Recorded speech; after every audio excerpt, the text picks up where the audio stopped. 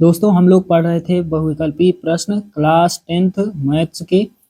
तो आज हम लोग फिर से 10 सवाल पढ़ेंगे। यहाँ पर 10 सवाल हमने लिखे हुए हैं और सभी सवाल अलग अलग प्रकार के यहाँ पर हमने लिखे हुए हैं। तो चलिए दोस्तों नंबर 1 से शुरुआत करते हैं। तो यहाँ पर पहला सवाल लिखा हुआ है, दो घनों के आयतनों का अनुपात 8:125 है, उनके वक्र पृष्ठों के क्षेत्रफलों का अनुपात होगा। तो यहाँ पर 4 ऑप्शन दिए गए हैं, तो इसको हल कर लेते हैं।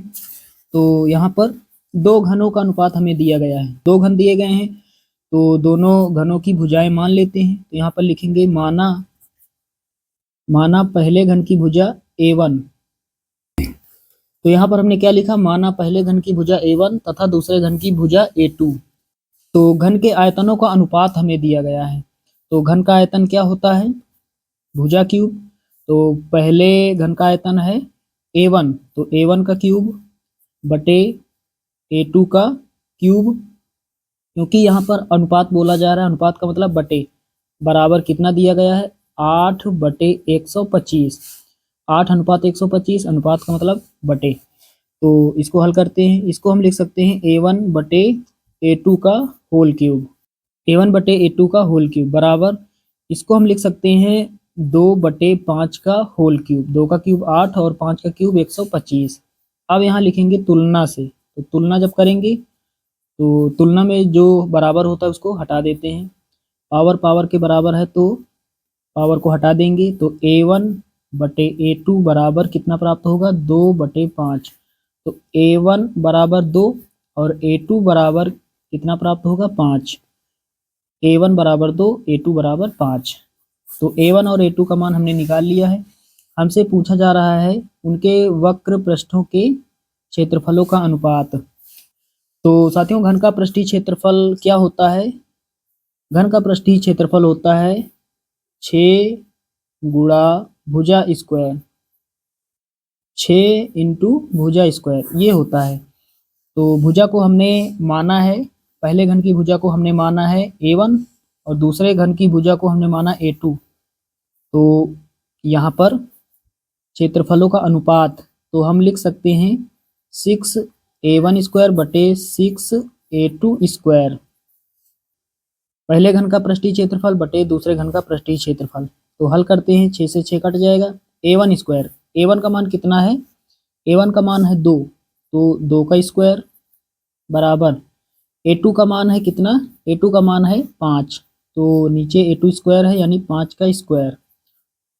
तो हल करते हैं, 2 का स्क्वायर 4, बटे को अनुपात में लिख लेते हैं और 5 का स्क्वायर 25। तो आंसर कितना होगा, 4:25। तो यहाँ पर ऑप्शन हो जाएगा बी। चलिए दोस्तों अब सवाल नंबर 2, 52 ताश के पत्तों में एक पत्ता निकाला जाता है तो लाल रानी आने की प्रायिकता, रानी का मतलब बेगम, 52 ताश के पत्तों में से एक पत्ता निकाला जाता है तो लाल रानी आने की प्रायिकता होगी। तो साथियों इसको हल कर लेते हैं। कुल पत्ते कितने होते हैं, 52, तो बटे के नीचे लिखेंगे 52। तो लाल रानी कितनी होती हैं ताश में, तो ताश में कुल रानी होती है 4, 2 काली होती हैं और 2 होती हैं लाल। ईंट की और पान की जो बेगम होती हैं वो होती हैं लाल। तो कुल 2 रानी होती हैं जो लाल होती हैं, तो ऊपर लिखेंगे 2। इसको हल करेंगे, 2 1 के 2 और यहाँ पर 2 दूना 4, यहाँ एक आएगा 12 हो जो 2 छक्के 12, तो 1/26 आंसर हो जाएगा। तो ऑप्शन यहाँ पर ए करेक्ट हो जाएगा। चलिए दोस्तों अब सवाल नंबर 3, चित्र में यदि AT O केंद्र वाले वृत्त की स्पर्शी इस प्रकार है कि OT बराबर 4 सेमी और कोण OTA बराबर 30 अंश, तब AT का मान होगा। तो चित्र यहाँ पर आपको दिखाई नहीं दे रहा होगा, चलिए यहाँ पर बना लेते हैं। तो इस तरह से एक हमें वृत्त दिया गया है और ये वृत्त का केंद्र है O। तो साथियों यहाँ पर OT का मान 4 सेमी दिया गया है और कोण OTA बराबर 30 अंश। AT का मान हमें बताना है। चित्र यहाँ पर हमने बना लिया है। OT का मान 4 सेमी दिया गया है, AT का मान हमें बताना है और कोण दिया गया है 30 अंश। कोण OTA बराबर 30 अंश। तो यहाँ पर ये एक समकोण त्रिभुज है, तो ये लंब है और ये आधार है और ये कर्ण है। तो हमें मान बताना है AT का यानी आधार का, तो आधार को हम x मान लेते हैं। तो यहाँ पर OT क्या है, कर्ण, और AT क्या है, आधार। तो यहाँ पर हम ऐसा त्रिकोणमितीय अनुपात लगाएंगे जिसमें कर्ण और आधार आता हो। तो साइन थीटा बराबर होता है लंब बटे कर्ण, तो लंब की यहाँ पर जरूरत नहीं। अब लगाएंगे कॉस थीटा, कॉस थीटा बराबर होता है आधार बटे कर्ण। तो कॉस थीटा, थीटा कितना है 30 अंश, कॉस 30 अंश बराबर कॉस थीटा बराबर होता है आधार बटे कर्ण, आधार यानी x बटे कर्ण यानी OT का मान कितना 4। तो कॉस 30 अंश का मान कितना होता है, कॉस 30 अंश का मान होता है √3 बटे 2 बराबर x बटे 4। थोड़ा हल कर लेंगे, 2 1 के 2, 2 दूना 4, 2 इधर भाग कर रहा इधर गुणा करेगा, तो 2 का गुणा √3 से होगा, 2√3 बराबर x। x का मान हमने निकाल लिया है, AT का मान कितना प्राप्त होगा 2√3। तो यहाँ पर हमारा ऑप्शन हो जाएगा C 2√3। अब चलिए दोस्तों सवाल नंबर 4, एक संख्या तथा इसके व्युत्क्रम का योग 10/3 है तब संख्या होगी। तो यहाँ पर 4 ऑप्शन दिए गए हैं। चलिए दोस्तों इसको हल कर लेते हैं। तो यहाँ पर हमें संख्या बतानी है, तो यहाँ पर मान लेंगे माना संख्या x है। हमने क्या लिखा, माना संख्या x है। तो सवाल में दिया गया है संख्या और इसके व्युत्क्रम का योग, संख्या यानी x और इसका व्युत्क्रम यानी इसका उल्टा 1/x होगा। तो इसके व्युत्क्रम का योग, संख्या और इसके व्युत्क्रम का योग, योग का मतलब प्लस लगाएंगे, बराबर कितना 10/3। तो नीचे 1 मान लेंगे, हल कर लेंगे, x² प्लस 1 1 के 1 और नीचे x 1 के x बराबर 10/3। अब हल करते हैं, 3 इधर भाग कर रहा इधर गुणा करेगा, 3x² हो जाएगा प्लस 3 1 के 3 बराबर 10 का गुणा x से होगा 10x हो जाएगा। 10x को इधर लाएंगे माइनस का हो जाएगा, 3x² माइनस का 10x प्लस का 3 बराबर 0। अब कर लेते हैं गुणनखंड। तो आगे संख्या है, तो जब आगे संख्या होती है तो लास्ट वाली संख्या का आगे वाली संख्या से गुणा करते हैं। गुणा करने पर कितना 3 3 9 और इसके बगल में प्लस है, जोड़ने पर कितना x का गुणांक 10।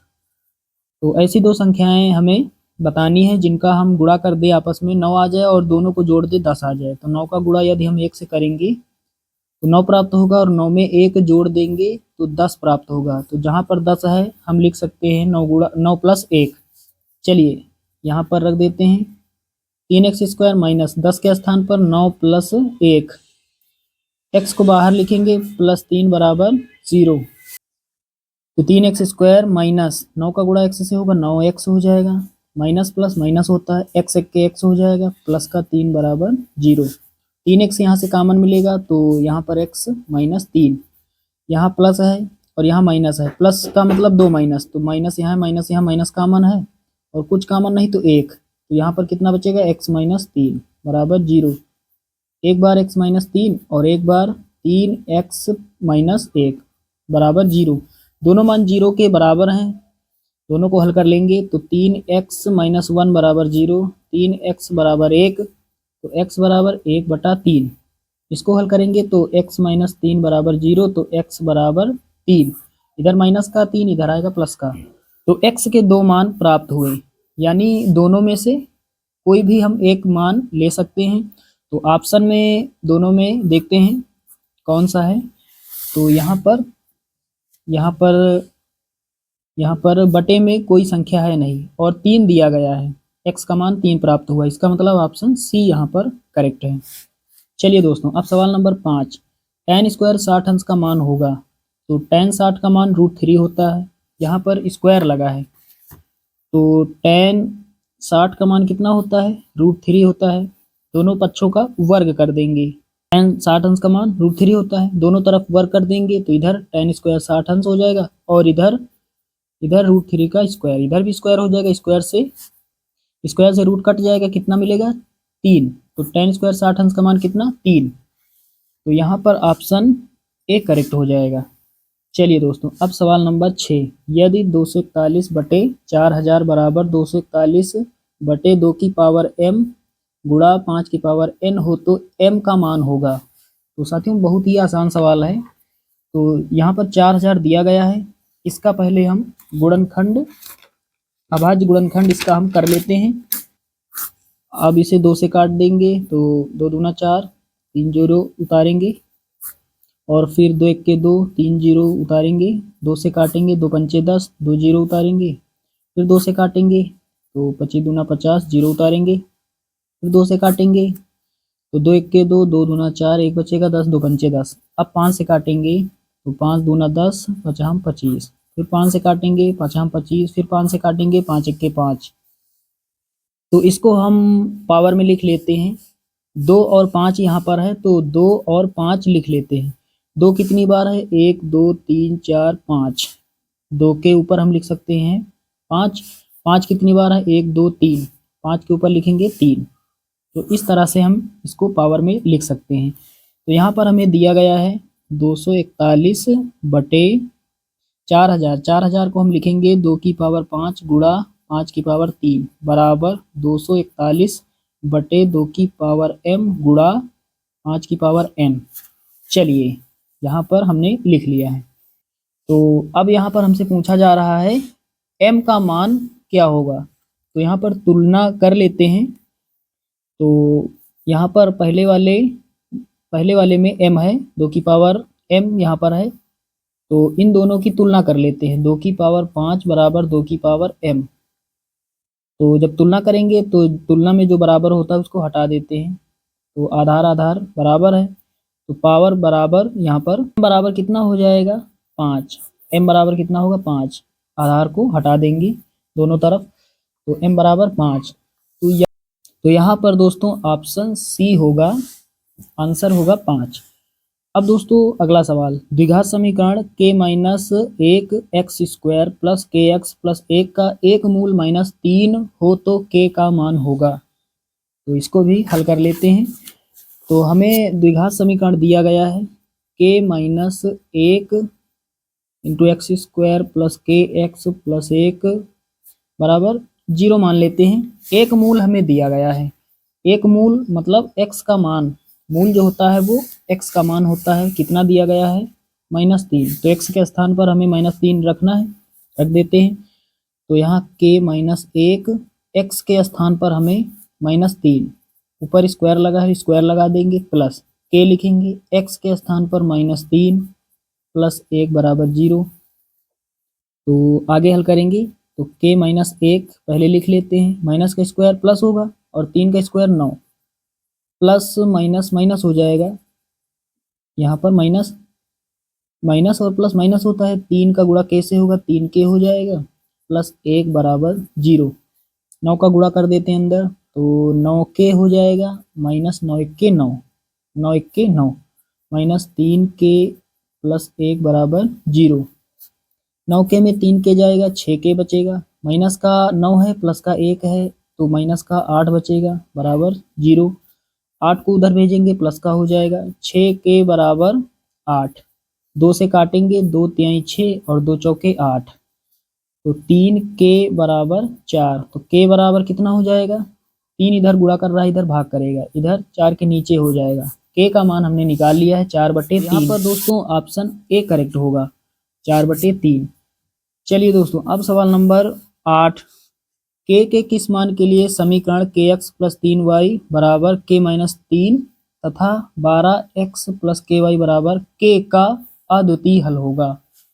तो ऑप्शन दिए गए हैं, तो हल कर लेते हैं, पता चल जाएगा। तो यहाँ पर हमें 2 समीकरण दिए गए हैं, kx प्लस 3y बराबर k माइनस 3, ये पहला समीकरण है। और एक समीकरण और दिया गया है 12x प्लस ky बराबर k, ये दूसरा समीकरण है। तो पहले वाले की तुलना हम a1x plus b1y plus c1 बराबर 0 से करेंगे और दूसरे वाले समीकरण की तुलना a2x plus b2y plus c2 बराबर 0 से। तो यहाँ पर सवाल में अद्वितीय हल की बात हो रही है, तो अद्वितीय हल में a1 और b1 की ज़रूरत होती है।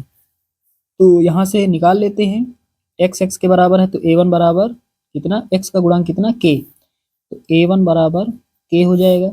y के बराबर है तो b1 का मान कितना, 3, b1 कितना 3।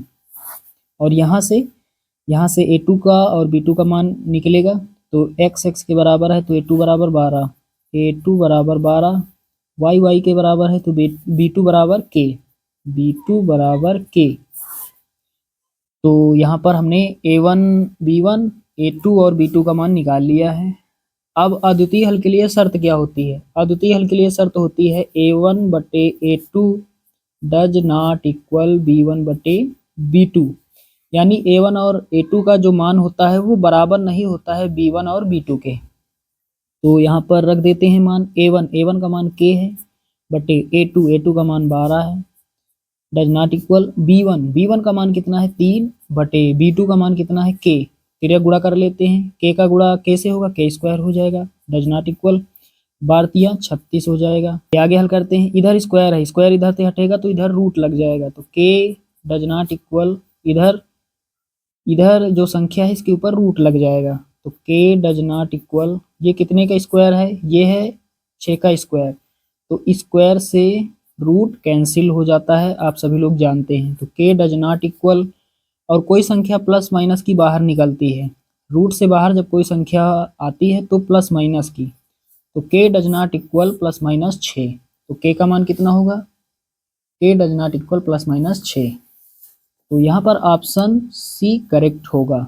चलिए दोस्तों, अब सवाल नंबर 9, किसी वृत्त पर एक बाहरी बिंदु से स्पर्श रेखाएं खींची गई हैं तो दोनों स्पर्श रेखाएं होंगी। तो आप सभी लोग जानते हैं वृत्त की किसी बाहरी बिंदु से खींची गई स्पर्श रेखाएं आपस में बराबर होती हैं, तो यहाँ पर ऑप्शन ए करेक्ट होगा। दोस्तों, अब सवाल नंबर 10 जो कि लास्ट और अंतिम सवाल है, दो वृत्तों के परिमापों का अनुपात 4:5 है तो उनके क्षेत्रफलों का अनुपात होगा। चलिए इसको हल करते हैं, बहुत ही आसान सवाल है। दो वृत्तों के परिमापों का अनुपात दिया गया है, तो वृत्त के परिमाप में त्रिज्या होती है, तो दो वृत्त हैं तो दोनों की त्रिज्याएं मान लेते हैं पहले वृत्त की त्रिज्या r1 और दूसरे वृत्त की त्रिज्या r2। तो यहाँ पर हमें दो वृत्तों के परिमापों का अनुपात दिया गया है, तो वृत्त का परिमाप 2πr, तो त्रिज्या को r1 माना है, तो r1 अनुपात, तो पहले वृत्त का परिमाप 2πr1, फिर अनुपात लगाएंगे दूसरे वृत्त का परिमाप 2πr2, पहले वृत्त की त्रिज्या r1 और दूसरे वृत्त की त्रिज्या r2, बराबर दिया गया है 4:5।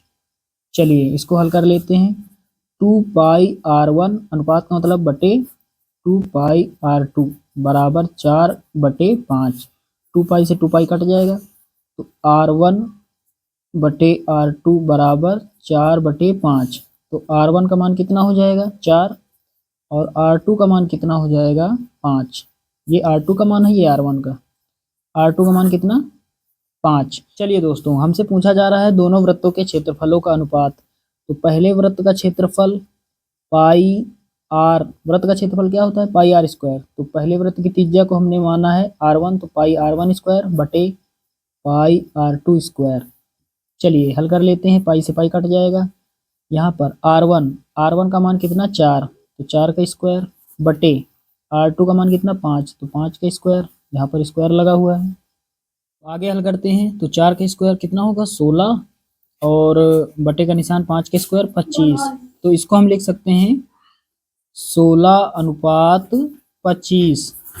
तो यहाँ पर ऑप्शन हमारा कौन सा करेक्ट होगा, चलिए देख लेते हैं, तो 16:25 यानी ऑप्शन बी करेक्ट हो जाएगा। तो साथियों, उम्मीद करता हूँ कि सभी सवाल आप लोग अच्छे से समझ गए होंगे। चलिए दोस्तों, कल फिर मिलते हैं अगले प्रश्नों के साथ, तब तक के लिए जय हिंद।